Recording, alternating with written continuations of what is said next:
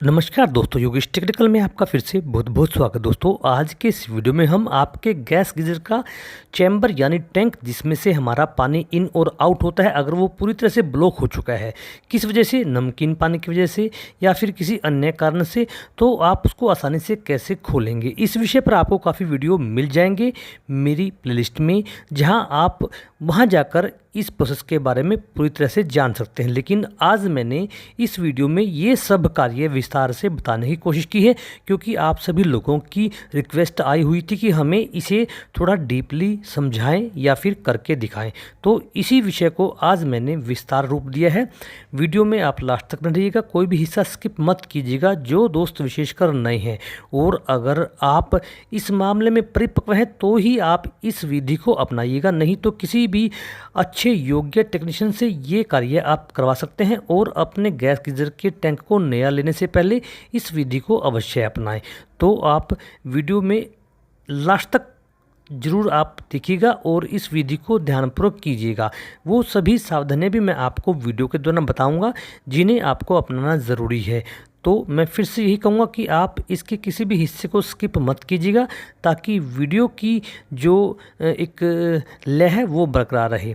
तो दोस्तों, यह गैस गीजर का टैंक पूरी तरह से बंद हो चुका है, इसलिए हमने इसके टैंक को अलग नहीं किया है। हमने गैस गीजर में सीधे ही इन कनेक्शन पाइपों को कनेक्ट कर दिया है, और एक हमने लिया है हमारा एक टुल्लू पंप जो हम हमारे कूलर में इस्तेमाल करते हैं। और हमने इस टुल्लू पंप का जो आउटपुट है उससे पाइप को कनेक्ट करके गैस गीजर के इनपुट से जोड़ दिया है, यानी कि जो गैस गीजर में ठंडे पानी वाली पाइप है उसमें हमने इसे जोड़ दिया है। और हमने इसमें इतना पानी डाल दिया है बाल्टी में कि वो हमारा पंप डूब जाए, और उसमें नमक वाला तेजाब जिसे हम टॉयलेट क्लीनर भी कहते हैं, जो कम कैपेसिटी का होता है, उसमें हमने आधी बोतल के लगभग डाल दिया है। और फिर हमने उस पंप को सप्लाई दे दी है। और जो हमारा गैस गीजर का आउटपुट है जिससे हमारा गर्म पानी निकलता है, उसको हमने इस बाल्टी में दोबारा से छोड़ दिया है, यानी कि हमने एक साइकिल को बना दिया है जिसमें पानी वाली जो इनलेट की पाइप है गैस गीजर की, उसमें पानी इन करेगा यह एसिड मिला हुआ, और उसके आउटपुट से वो पानी निकलकर दोबारा से उस बाल्टी में चला जाएगा। यह तरीका, यह प्रोसेस हमें लगभग 20 मिनट करना है। आपको ज़्यादा तेजाब नहीं डालना है, और आपको ध्यान रखना है कि आपको ये नमक वाला तेजाब यानी कि कम कैपेसिटी का टॉयलेट क्लीनर ही लेना है। ध्यान रखें, कभी भी कोई भी कनेक्शन आपका लूज नहीं होना चाहिए, और आपको थोड़ा दूर हटकर ही ये सभी कार्य करना चाहिए, अगर आप इस मामले में परिपक्व हैं तो। नहीं तो आप किसी टेक्नीशियन से ये कार्य करवा सकते हैं। ये वो प्रोसेस है जो मैं आपको दिखा रहा हूँ। देखिए, पानी आउटपुट से बाल्टी में जा रहा है, और इनपुट से जो हमारा गैस गीजर का इनपुट है उसमें इंटर कर रहा है। मैंने इसका कोई भी हिस्सा नहीं खोला, इसलिए क्योंकि जो हम गैस गीजर की इनपुट है उसमें हमारे पानी को इन कर रहे हैं, इस एसिड मिले हुए पानी को। इससे क्या होगा कि जो आपका मैग्नेट है वो मैं आपको आगे दिखाऊंगा, वो भी साफ़ हो जाएगा। उसका भी एक रीज़न है, वो मैं वीडियो के दौरान आपको बताऊंगा। ये जो एसिड है ये कम कैपेसिटी का होता है, फिर भी आपको कोई भी असावधानी नहीं इस्तेमाल करनी, सावधानी से यह सारा कार्य करना है। अगर आप इस मामले में परिपक्व हैं, और आप किसी हेल्पर की मदद अवश्य ले लीजिएगा। कोई भी पॉइंट कनेक्शन लूज़ नहीं होना चाहिए, जैसा मैं आपको दिखा रहा हूँ ऐसा ही होना चाहिए। और ये जो मैग्नेट है दोस्तों, ये नया मैग्नेट है जो हमारी ठंडे पानी वाली पाइप यानी कि गैस गीजर की इनलेट पाइप के मध्य यानी कि नीचे वाले सिरे पे होता है, जो ऊपर की तरफ जाकर हमारे गैस गीजर को ऑन करता है और नीचे की तरफ आकर गैस गीजर को बंद करता है। इसमें भी अशुद्धियाँ जम जाती हैं, जैसा अभी आप देख पा रहे हैं ये पुराना है। इसमें देखिए आप हरे रंग के ये स्पॉट हो गए हैं, और ऐसे ही स्पॉट, ऐसे ही धब्बे हमारी पाइपों के बीच में हो जाते हैं, जिन्हें हमें खोलना जरूरी होता है। आपको ध्यान रखना है, कोई भी लूज पाइप आपको इस कार्य के दौरान इस्तेमाल नहीं करनी। आपको जो पाइपें मैं आप दिखा रहा हूँ वो ही इस्तेमाल करनी है, और अच्छी तरह से टाइट करनी है। और जो ये आप देख रहे हैं मैग्नेट, ये भी इस एसिड से पूरी तरह से साफ़ हो जाएगा। लेकिन आपको ध्यान रखना है, इसे ज़्यादा देर नहीं यूज़ करना है। इस प्रोसेस को लगभग 20 मिनट, अगर आपका टैंक पूरी तरह खुल चुका है तो फिर आप इस प्रोसेस को बंद कर दीजिए। क्योंकि दोस्तों, अगर आपका टैंक कमज़ोर हो चुका है, उसकी पाइपों की थिकनेस कम हो चुकी है, तो उससे क्या होगा कि उसमें लीकेज की संभावनाएं बढ़ जाएंगी। वो कैसे, वो मैं आपको वीडियो के मध्य ही बताऊंगा और दिखाऊंगा भी। आप देखिए काफ़ी झागदार पानी आ रहा है, यानी कि अशुद्धियाँ इस एसिड से कट कट के वापस इस बाल्टी में गिर रही हैं। और जितना भी अशुद्धियाँ इन पाइपों पर जमी हुई है अंदर की तरफ, जो फ्लोराइड है या फिर जो नमक है, वो इस एसिड वाले पानी से आराम से कट जाएगा। ये मैग्नेट यहाँ पर होता है जो मैं भी आपको दिखा रहा था। तो आपको ध्यान रखना है, कोई भी आपको लापरवाही नहीं करनी है। इन पाइपों को अच्छी तरह से टाइट रखना है। इस पर आपको कोई अन्य पाइप नहीं लगानी, नहीं तो वो पानी के प्रेशर से कई बार खुल जाती हैं और सारा एसिड आपकी शरीर पर जा सकता है, आपकी आंखों में जा सकता है। इसलिए काफ़ी दूर से ही यह कार्य करें। देखिए काफ़ी झागदार पानी आप देख पा रहे होंगे, ये सभी अशुद्धियाँ हैं जो हमारे गीज़र की पाइपों पर चिपकी हुई थी। यही कारण होता है कि गीज़र बार बार जल्दी जल्दी बंद हो जाता है या फिर टैंक से पानी आना बिल्कुल ही बंद हो जाता है। तो इसीलिए मैंने यह सारा कार्य विस्तार रूप से आपको बताया है, लेकिन मैं हर बार कहता हूँ कि सावधानी आपको अवश्य ही इस्तेमाल करनी है। तो देखिए अशुद्धियाँ आप देख सकते हैं झाग के रूप में। यह आपको लगभग 20 मिनट करना है। अगर ज़्यादा ब्लॉकेज है तो आपको 25 या 30 मिनट आपको यह प्रक्रिया अपना लेनी है। और अगर आपका टैंक पूरी तरह से ब्लॉक है तो आपको यह विधि अपनाने से पहले एक बाहर ही टैंक को निकाल कर उसमें तेजाब डालकर यह क्रिया आपको करनी है ताकि टैंक हल्का फुल्का खुल जाए। तो दोस्तों जैसा मैं आपको बता रहा था कि इस टैंक की जो पाइपें थी उसकी थिकनेस काफ़ी कमज़ोर हो चुकी थी और उस वजह से इस चैम्बर में एक जगह लीकेज हो गई है, वो मैं आपको भी दिखा रहा हूँ। लेकिन हमें उसका भी समाधान करना है और वो क्या करना है वो भी मैं वीडियो में आपको करके दिखाऊँगा ताकि आपका यह टैंक बर्बाद ना हो और आपको नए टैंक पर पैसे ना लगाने पड़े। तो अभी देखिए टैंक में प्रेशर पूरी तरह से आ रहा है, यानी कि टैंक लगभग खुल चुका है और हम इसे दोबारा से इस्तेमाल कर सकते हैं। लेकिन समस्या एक पैदा यहाँ पर यह होगी कि इसमें लीकेज हो गई है। एक पाइप में जहाँ थिकनेस कमज़ोर थी तो वहाँ से एक पॉइंट लीक हो गया है। अभी मैं आपको दिखाने की कोशिश कर रहा हूँ, आप ध्यान से देखने की कोशिश कीजिएगा,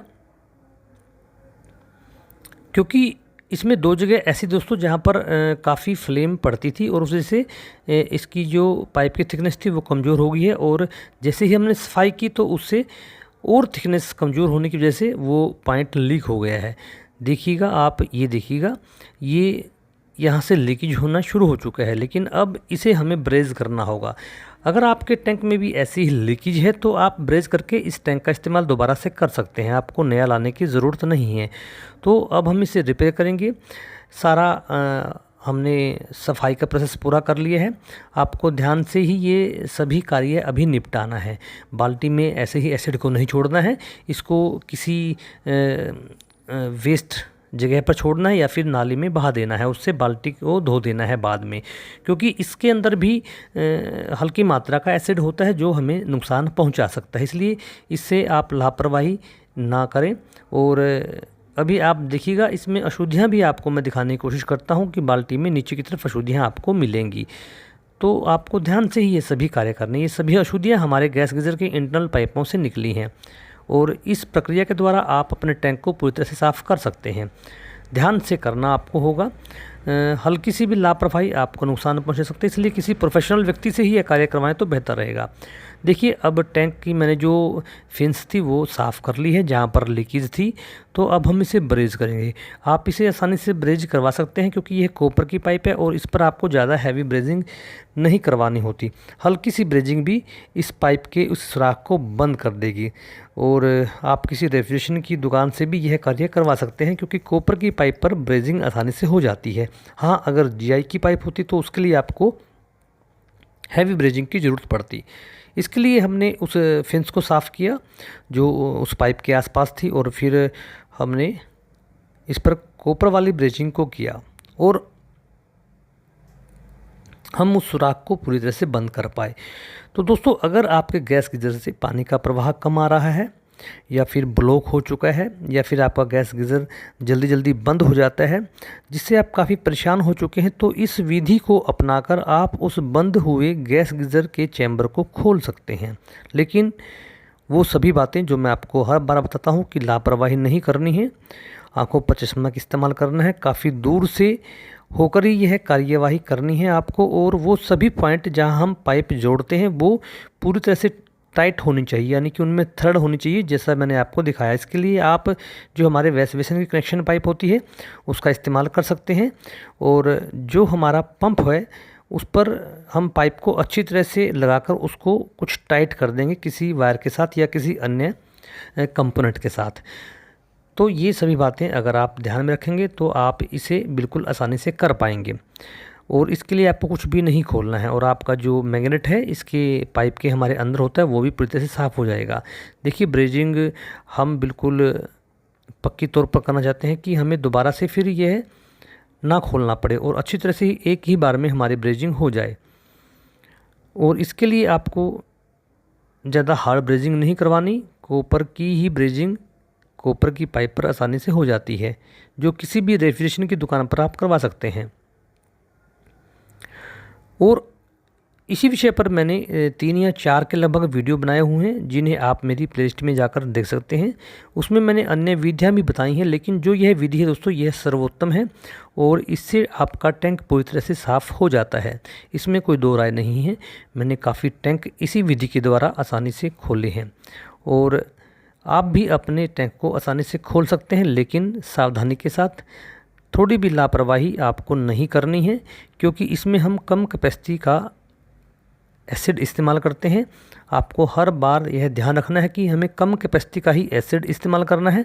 हाई कैपेसिटी के एसिड का इस्तेमाल आप भूल कर भी ना करें, नहीं तो आपका टैंक पूरी तरह से बर्बाद हो जाएगा। इस बात को अवश्य ध्यान में रखें। ब्रेजिंग के पश्चात हम इसे उसी तरह से इस गैस गीज़र में लगा देंगे और गैस गीज़र को हम फिर सुचारू रूप से कार्य ले सकते हैं। दोस्तों वीडियो को लाइक और शेयर अवश्य कीजिएगा, चैनल को सब्सक्राइब करना भी मत भूलिएगा। धन्यवाद दोस्तों।